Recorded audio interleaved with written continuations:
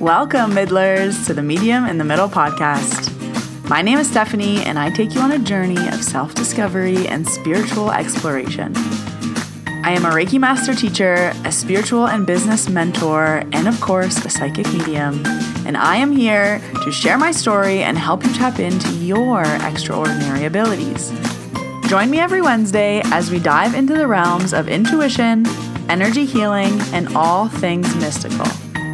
Whether you're a seasoned spiritual seeker or just dipping your toes into the magical waters, this podcast is your go-to source for inspiration, guidance, and a whole lot of lessons and laughter along the way. Let's get started.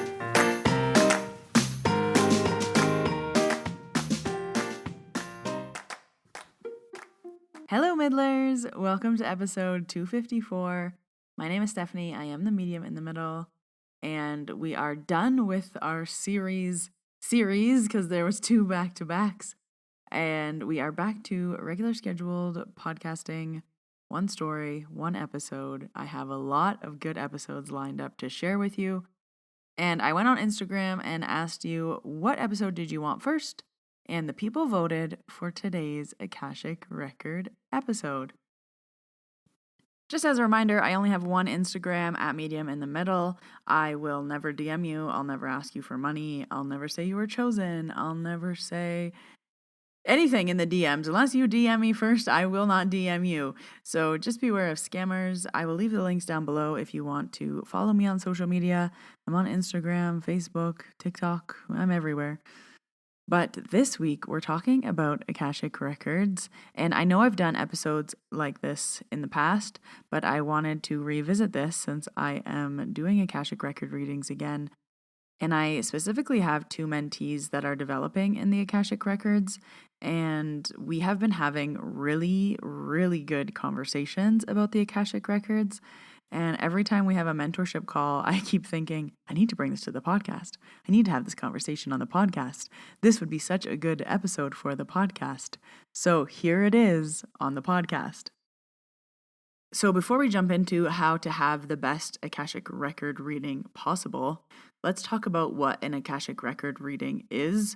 So an Akashic Record reading is essentially where I go into your records, and this is probably the most woo-woo thing that I do. I would say it's even more woo than mediumship because it's channeling. So I go into your records, I open your records, and then you get to ask questions. So in a reading, you ask between 10 and 12 questions, and you are talking to your masters, teachers, and loved ones. So it's essentially like talking to your higher self, and you get to ask yourself questions based on all of your life experiences ever. So you can ask things and get a new perspective on things, have things answered for you or explained in a new way, or give you some insight into things. Usually these readings are confirmation of things that you already know, or just explaining things in a new way that can really help you in different parts of your life. So I started doing readings in COVID. I took a course because I was bored and there was nothing else to do, and then we had to practice 50 times, and then I started offering readings, and then I stopped doing readings for a while because I just wasn't loving them. I offer so many things and I love so many things that I just had to remove the lowest hanging fruit for me. And the Akashic Records, when I saw them on my schedule, I was always like, So then recently in the past year, I did a few readings for a few people who asked me, and they were just such good readings. It put the fire under me again. And I was like, okay, how can I take what I don't like about the records and help people? So what I don't like about the records is just the generic, basic, boring questions. And I do want to say they're not bad questions. I just think if you're paying the money, and Akashic Records are a lot of money for a reason, and I'll explain that later. But if you're paying the money and you're taking the time and you're booking the reading, wouldn't you want to get the best possible answers? So for example, the question that I despise is, what is my life's purpose? I want to compare that question to asking, how can I be healthy? Okay, so the records could say, eat more fruit, eat more vegetables. That's how you can be healthy. And you're like, well, no, how can I be healthy? Well, what's your real question? Are you struggling with food? Are you struggling with working out? Are you struggling with finding the time? Are you struggling with your body? Are you struggling with motivation? A better question would be, I'm really struggling to find the time to make my health a priority. What can you tell me about why I cannot make myself a priority, and how can I change this in my life? Bada bing, bada boom, the records are running, and they can actually give you a helpful answer with your real problem and real question instead of just saying, how can I be healthy? That is the equivalent of, what's my life's purpose? Well, where do you feel stuck? I don't think that's a bad question, but I think it needs a lot more context, and I think it needs more direction so that you can get a better, more specific answer. If you ask, how can I be healthy? You will get basic answers. Eat more fruit. Eat more vegetables. Exercise more. That's answering your question. It makes sense for your question, but is that actually helpful? You knew that already. So I just find that when you say are struggling with something specific, like, for example, I've always been very career orientated, and throughout my life, I know that my career was a very big part of my purpose. I'm now coming into retirement, and with the thought of my career no longer being the focus of my life, my purpose seems to be changing. What can you tell me about this new stage in my life and the new phases that I will be going through? How can I best prepare for that stage in my life? Wow, you're going to get so much more information from that question than was my life's purpose. So I want to talk about this today because I think that there is a lot of good tips that I can help you with, but also a good discussion about the Akashic Records, why they're helpful, how they can be helpful, and again, how to get the most out of your reading. Because I have said this before and I will say it again and again and again. I think the hardest part of the records is deciding that you want the answers to your questions and making the questions.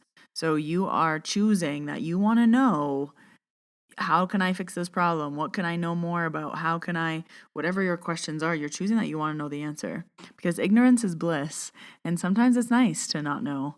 But then as soon as you know, you're choosing change. And I think that's very powerful. So anyone who gets a reading, I think you should give yourself a pat on the back, because that's a search for answers. That's a search for change. That's a search for something new. And you're doing the hard work. So if you do the hard work, you will get the answers. If you just want to ask, how can I be healthy? Go ahead, ask the basic questions, but you will get basic answers that I guarantee will leave you feeling like, oh yeah, well, I knew to eat vegetables. Okay, before we jump into more of the episode, I do just have a few announcements. The next Mediumship Practice Circle is in an evening on a Thursday. So February 27th, it'll be at 6 p.m. Mountain Standard Time. I've been doing them every month at 11 a.m. on a Saturday. So the next one that's on 11 a.m. on a Saturday is March 15th. But if that time doesn't work for you, shout out all my Australian friends. February 27th, 6 p.m. Will be the next one. And then Reiki trainings, the next Reiki Level 2 is March 8th and 9th. And the next Reiki Level 1 is March 22nd and 23rd. As always, I will leave all the links you need down below in the show notes to register or save your spot in a circle. Also, I did pull a card for the podcast this week. I went on Instagram and pulled the card, and I think it's a good card for today's topic, especially around the Akashic Records and making good questions. So the card that I pulled was from the Kyle Gray Angel Guide book, Take Charge and Action. Don't be afraid to take charge or be strong at this time. Sometimes we have to take control in order to be respected or honored. If you feel like your current situation is moving in a direction that isn't serving you, your joy, or your purpose, the message of this card is to put your foot down now. You don't have to be aggressive, but you do need clarity. And unless you step in, it won't unfold. So set a good example. Respect yourself. Lead rather than be led. If you're wondering whether to make the next move in a particular situation, This card encourages you to do so. Often angels find it difficult to support us fully unless we make the first move. Meet them halfway by showing your commitment to moving forward. And as soon as I pulled this card, I loved it because especially the line, often angels find it difficult to support us unless we make the first move. This is exactly what this episode is about. If you want good answers, you have to ask good questions. And if you want real change, you have to ask good questions. And if you want something besides eat more vegetables, you have to ask good questions. So let me help you get the best out of your readings. And also, this information isn't just for Akashic Record readings. I would say this would blanket into any type of guidance you are seeking. If you're pulling cards, if you're going to a psychic, if you're asking your guides, if you're asking your higher self, asking basic questions will get you basic answers. Always, always. You have to do the work. You have to ask the real question. The amount of times that people have said something to me and I was like, okay, so what's a real question? Because that's not it. So this conversation was all inspired from one of my mentees, and she is developing in the Akashic Records. So she's been doing lots of practice readings, and then she brings the practice readings back to me, and we kind of dissect them and we go through them and we see what could have been better. You know, all the things you do when you're developing. And she was talking about kind of a good reading versus a bad reading. And I'm going to use air quotes for good and bad. And she was saying, like, sometimes the readings are really good and sometimes they're not. And she was like, why? She was like, why is sometimes the information so good and sometimes why is the information so basic? So her homework for the next week was to go back and re-listen to her quote unquote good readings and go back and listen to her quote unquote bad readings and compare the questions. And my perspective on this was I highly believe that you get what you ask for in the records. So if you're asking for the basics, you get the basics. If you ask for something deeper, you get something deeper. So if your quote unquote good readings had a lot of good in-depth questions, that's what made the reading so good. The person was ready to receive the answer. The person prepared their questions. The person put time and effort into wanting to know where their blind spots were or where they were having problems. And they formulated a good question. They were prepared to hear the answer. And they were ready for that information. And then if your quote bad readings were basic questions with basic answers, and it was kind of surface level stuff, that doesn't make it a bad reading. That means that you gave the person exactly what they wanted. If you are asking, what are some ways that I could be healthy? And they say, eat more fruit, that answers the question. So it's not a bad reading. You are answering the person's question. It was their choice to ask that question. It was their decision to form those questions. They wanted those questions answered, and that's the answer. And then we started talking about how I believe it is our job as the people going into your records, Akashic Record readers, to prepare our clients to get the best reading possible. So I was explaining that I will prepare you to prepare your questions and ask good questions and get the most out of your reading. I was like, but in the end, it's ultimately up to you what you want to ask. So as long as I know that I did my job and I tried to prepare you as best as possible, then I know I did my job. And my job can be telling you to eat vegetables, or my job can tell you a detailed list of how to meal prep and how to work out and how you should be working out and how to find time in your day to work out and how many times a day you could eat. Both of those things can be what you asked for. So, sorry if this is a repetition for some people, but when you're going into the records, they recommend that you ask how, what, why questions. How, what, why. They can't tell you what to do. So you can't even switch what with should. So a lot of the times people are like, should I quit my job? The records won't say, yes, quit your job because of free will. The records can't tell you to quit your job. The records can't tell you what job to take. The records can't tell you how many kids to have. because of free will. They can talk about it. They can be like, okay, well, what if you have 2 kids? And what if you have 3 kids? And what are your thoughts on 4 kids? And what about 7 kids? And have you ever just thought about having 1 kid? And they will discuss it with you, but they will not say you should have 3 kids, because that's going against free will. Doesn't matter if it's for your highest good. Doesn't matter if there's something written in the stars. You are always in choice, and nothing can ever go against your free will. Same thing with when. When am I going to get married? The records are not a crystal ball. They can't tell you the future. So they can't tell you the future, and they can't tell you what to do. They can give you helpful information on situations that you're stuck in. They can help you see things in a new way. They can help reinforce things that you probably already knew. Me personally, I'm just not trained for a past life readings. So if you go in and say, what was I in a past life? I probably won't get much. And to be honest, why are you asking that question? Again, what's your intent behind all your questions? Is there something in this life that you think is from a past life? That would be a better question. I've always struggled with water, and I don't understand why. Since I was a young child, I've been afraid of water. I always have a fear of drowning. What can you tell me about my fear of water? Great, maybe the Akashic records go into a whole thing about water and why you're afraid of it, and yes, and how a last lifetime maybe you drowned, and that's how you died. That is helpful information. Just telling you drowned in a last lifetime isn't useful or helpful information. You see the difference? So you might have heard me say this story before on the podcast, but I, many years ago, was going on a houseboat, and I almost didn't go because I don't know if it's a fear or a phobia. I don't know what it was, but no matter where I was at all times, I always had to know where the hospital was. And I always had to know how I would get to the hospital. So, when you're driving through a town and you see like the H sign, like hospital this way, I was always on the prowl for those. No matter where I was always like, okay, I'm at home. How would I get to the hospital? Okay, I'm at work. How would I get to the hospital? Okay, I'm at my grandma's house. How would I get to the hospital? Okay, I'm in a new town. Where's the hospital? And it was something that was always on my mind. So when I got invited to go on a houseboat, I was like, well, I can't go because how would I get to a hospital? And it was such this silly fear that I always needed to know where the hospital was and how I would get there. And I was literally talking to my friends about how I couldn't go on this houseboating trip that I was invited on because, how would I get to a hospital? And my one friend was like, why don't you ask in the records why you always need to know where the hospital is? I was like, well, that seems like helpful information.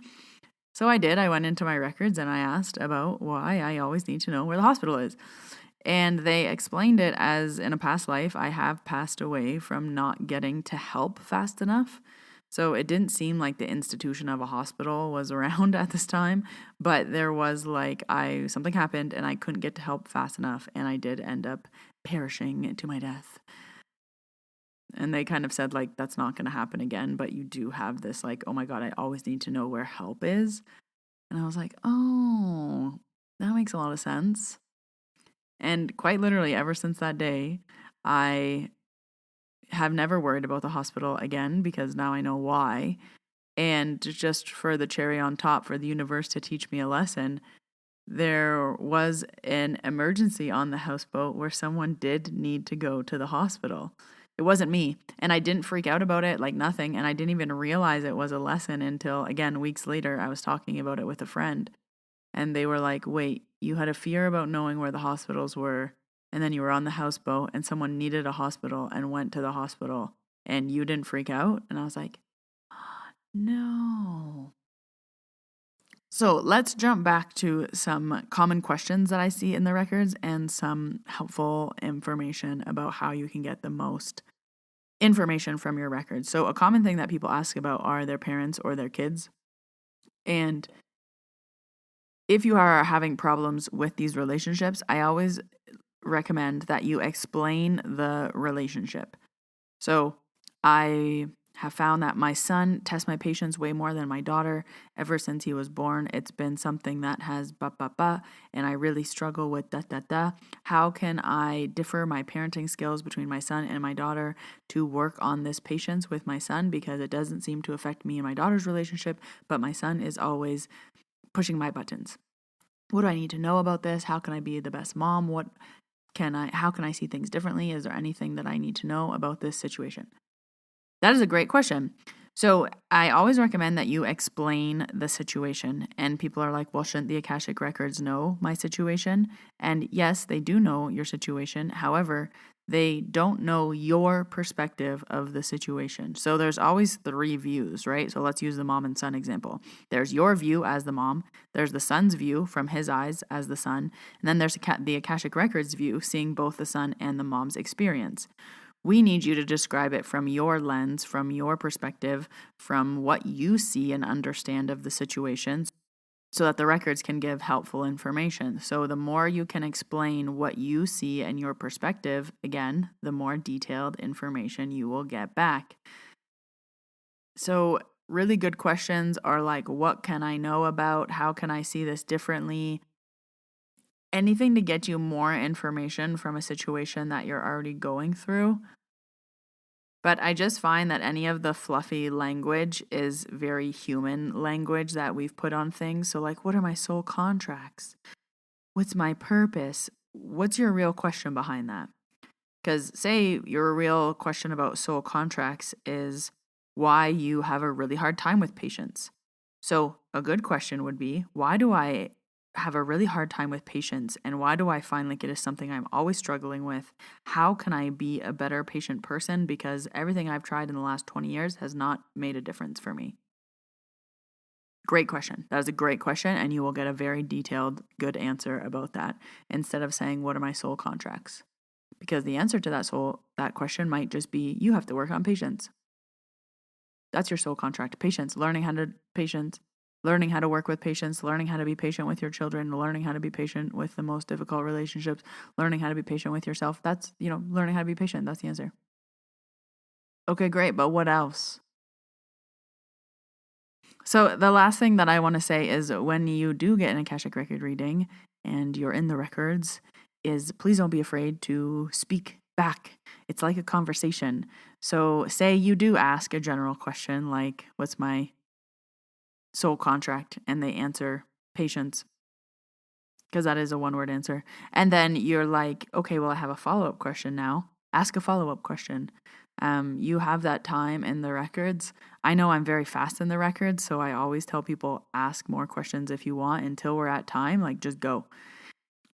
So remember that you can ask questions back. You can ask for more clarity. You can start with really broad questions and go more specific with the answers if you prefer that method. So you can start with, what's my life purpose? Well, I'm wondering about career. Well, I'm having trouble with a decision. Well, I'm not sure what's next for me. Well, I'm just a little unclear about these two options. Perfect. We narrowed it down to where you are going to get a specific answer.